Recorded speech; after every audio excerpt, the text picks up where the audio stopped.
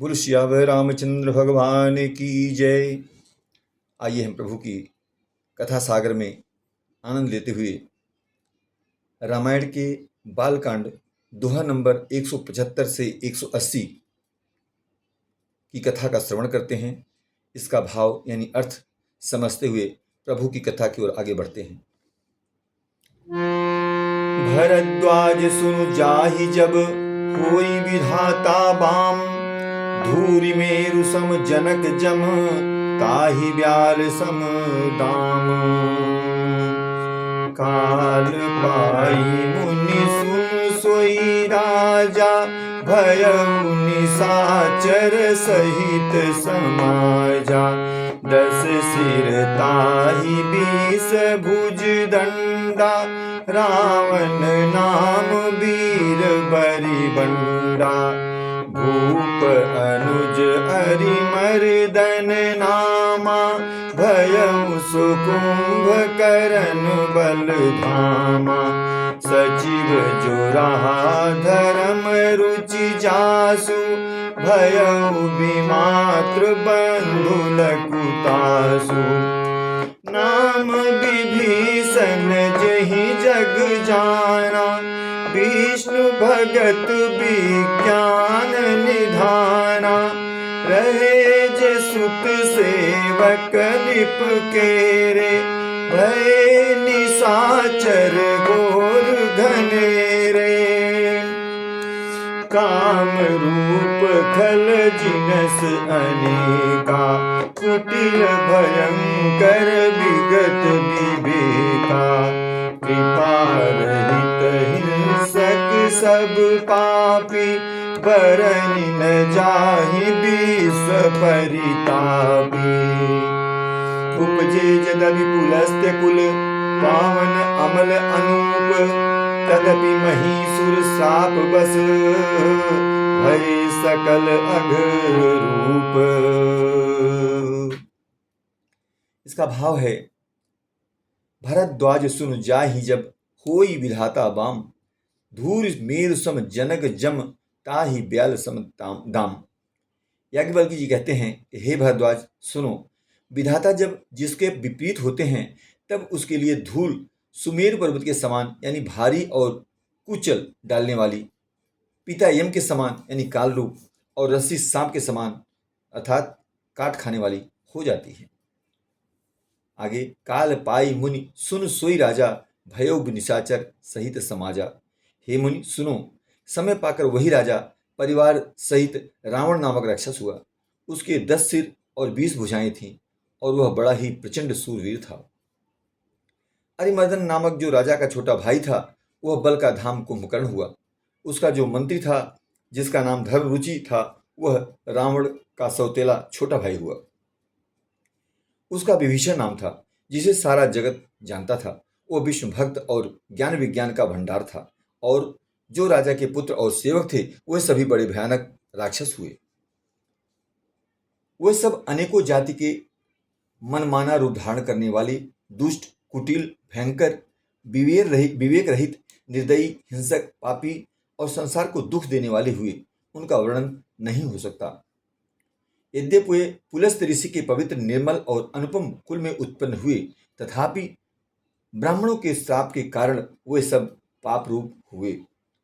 आइए, तीन विविध तप तीन्हु भाई, परम उग्र नहीं बरनि सुजाई। गयउ निकट तब देखि विधाता, मांगहु वर प्रसन्न मैं ताता। करि बिनती पद गही 10 सीसा, बोलहु बचन सुनहु जगदीसा। हम काहू के मरहि न मारे, वानर मनुज जाति दुई बारे। एवमस्त तुम बड़ तप कीन्हा, मैं ब्रह्मा मिली कहीं बर दीन्हा। पुनि प्रभु कुंभ परन पहि गयऊ, तेहि बिलो की मन विस्मय भयउ। जो यही खल नित करब आहारु, होई सब उजारी संसारु। सारद प्रेरिता सुमति फेरी, मांगे सिनीद मास खटकेरी। गए विभीषण पास पुनि, कहो पुत्र वर मांगो। तेहि मांग्यो भगवंत पद, कमल अमल अनुरागो।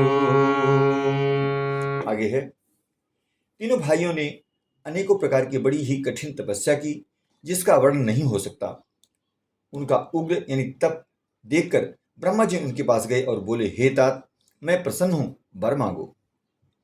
रावण ने विनय करके और चरण पकड़ कहा, हे जगदीश्वर, सुनिए, बानर और मनुष्य इन दो जातियों को छोड़कर हम और किसी के मारे न मरें, यह वर दीजिए। कहते हैं, एवो मस्त तुम बड़ तप कीन्हा, मैं ब्रह्मा मिल तेहि वर देना। यानी शिव जी कहते हैं कि मैंने और ब्रह्मा ने मिलकर उसे वर दिया कि ऐसा ही हो। तुमने बड़ा तप किया है। फिर ब्रह्मा जी कुंभकर्ण के पास गए। उसे देखकर उनके मन में बड़ा आश्चर्य हुआ। जो यह दुष्ट नित्य आहार करेगा तो सारा संसार ही उजाड़ हो जाएगा। ऐसा विचार कर ब्रह्मा जी ने सरस्वती को प्रेरणा करके उसकी बुद्धि फेर दी, जिससे उसने 6 महीने की नींद मांगी। फिर ब्रह्मा जी विभीषण के पास गए और बोले, हे पुत्र, वर मांगो। उसने भगवान के चरण कमलों में निर्मल, निष्काम और अनन्य प्रेम मांगा। ये भगवान के भक्त का भाव है। तिन्हि देई बर ब्रह्म सिधाए, हर्षित ते अपने गृह आए। मैं तनुजा मंदोदरी नामा, परम सुंदरी नारी ललामा। सोई मैं दीनी राम नहीं आनी, होई जातु धान पति जानी। हर्षित भयउ नारी भली पाई, पुनि दो बंध बियाए सी जाई। गिरि त्रिकूट एक सिंधु मझारी, विधि निर्मल निर्मित दुर्गम अति भारी। गिरि त्रिकूट एक सिंधु मझारी, विधि निर्मित दुर्गम अति भारी। सोई मैं दानव बहुरी संवारा, कनक रचित मणि भवन अपारा। भोगावती जस अहि कुल बासा, अमरावती जसि सक निवासा। तिनते अधिक रम्य अति बंका, जग विख्यात नाम तेहि लंका। आई सिंधु गंभीर चारिहु दिसि फिरि आऊ, कनक कोट मणि खचित दृढ़ बरनि न जाई बनाऊ। हरि प्रेरित जेहि कलप जोई, जातु धान पति होई। सूर प्रतापी अतुल बल, दल समेत बस सोई। आगे इसका भाव है, तीनहि देई बर ब्रह्म सिधाए, हर्षित ते अपने गृह आए। उनको वर देकर ब्रह्मा जी चले गए और वे यानी तीनों भाई हर्षित होकर अपने घर लौट आए। मैं दानों की मंदोदरी नाम की कन्या परम सुंदरी और स्त्रियों में शिरोमणि थी। मैंने उसे लाकर रावण को दिया। उसने जान लिया कि यह राक्षसों का राजा होगा। अच्छी स्त्री पाकर रावण प्रसन्न हुआ और फिर उसने जाकर दोनों भाइयों का विवाह कर दिया। समुद्र के बीच में त्रिकूट नामक पर्वत पर ब्रह्मा का बनाया हुआ एक बड़ा भारी किला था। महान मायावी और निपुण कारीगर यानी मैदानों ने उसको फिर से सजा दिया। उसमें मणियों से जड़े हुए सोने के अगणित महल थे। जैसी नागकुल के रहने की यानी पाताल लोक में भोगावतीपुरी है और इंद्र के रहने के लिए स्वर्गलोक में अमरावतीपुरी है, उनसे भी अधिक सुंदर और बांका वह दुर्ग था। जगत में उसका नाम लंका प्रसिद्ध हुआ। आगे खाई सिंधु गंभीर अति चारिहु दिस फिर आओ, कनक कोट मणि खचित दृढ़ बरन न जाय बनाओ। यानी उसे चारों ओर से समुद्र की अत्यंत गहरी खाई घिरे हुए है। उस दुर्ग के मणियों से जड़ा हुआ सोने का मजबूत परकोटा है, जिसकी कारीगरी का वर्णन नहीं किया जा सकता। भगवान की प्रेरणा से जिस कल्प में जो राक्षसों का राजा यानी रावण होता है, वही सूर प्रतापी अतुलित बलवान अपनी सेना सहित उस पुरी में बसता है। आगे रहे तहाँ निशिचर भट भारे, ते सब सुरन समर संहारे। अब तहाँ रही सक के प्रेरे, रक्षक कोटि जक्षपति केरे।